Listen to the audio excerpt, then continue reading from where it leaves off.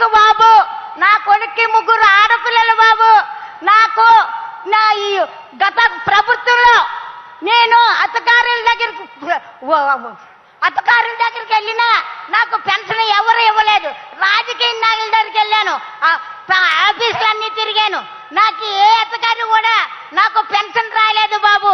ఈ రోజుని మీ అత్తగారులకు మీరు వచ్చాక, నా జగన్ బాబు వచ్చాక నేను 2వ నెలలోనే నేను పెన్షన్ తీసుకుంటున్నాను. 2వ నెలలోనే నేను పెన్షన్ తీసుకుంటున్నాను. ఆ పెన్షన్ నాకు ఫస్ట్ లోనే 2250 రూపాయలు ఇచ్చారు.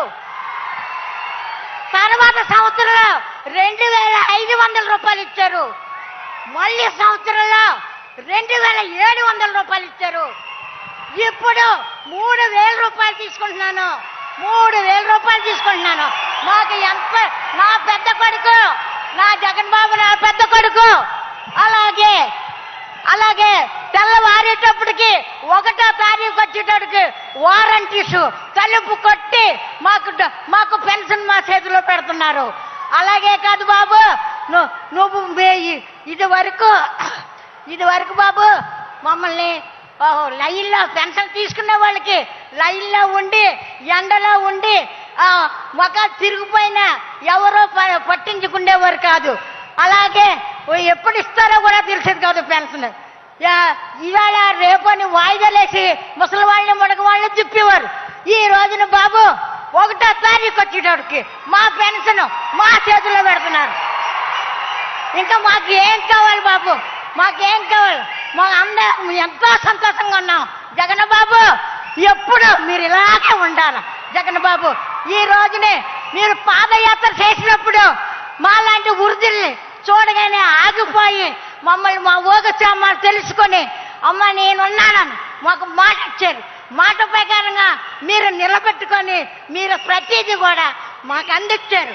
ఈ రోజుని నా పిల్లలు చదువుకుంటున్నారంటే నా పిల్లలు విద్యాదేవుని వసదేవుని నా పిల్లలకి అందిస్తున్నారు. నా పిల్లలు చక్కగా చదువుకుంటున్నారు బాబు.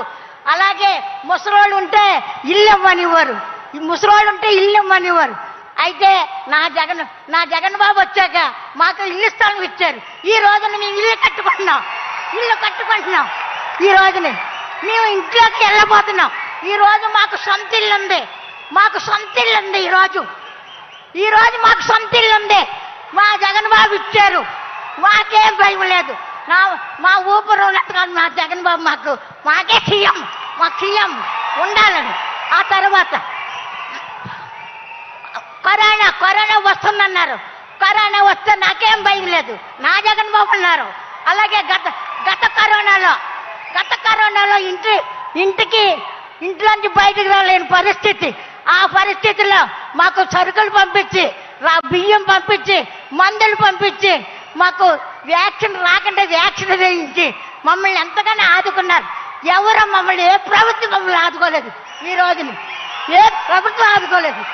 ఈ రోజునే ఆరోగ్యశ్రీ ఆరోగ్యం బాగోకపోతే హాస్పిటల్ వైద్యం చేసుకోండి 25 లక్షల రూపాయలు మాకు చెక్ ఇచ్చారు. ఇంకేం కావాలా బాబు జగన్ బాబు? మాకు ఏం కావాలా? మాకు తప్పును మనవ చెప్పునన్నారు. ఆ ప్రకారంగా మాకు అన్న ప్రకారంగా మాకు ఇచ్చి తీరుతున్నారు ప్రతి వస్తువుని. మాకేం భయం లేదు.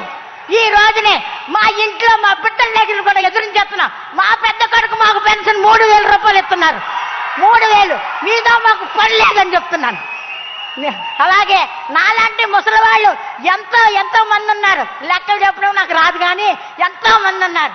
వాళ్ళందరినీ మమ్మల్ని ఆదుకుంటున్నాడు నా పెద్ద కొడుకు జగన్ బాబు. నా పెద్ద కొడుకు ఆదుకుంటున్నారు. ఈ రోజున మాకే లోటు లేదు. మీ ఎవరికీ జరగవలసిన పని లేదు. నా బాబాయ్ ఎప్పటికీ సీఎంగా ఉండాలి.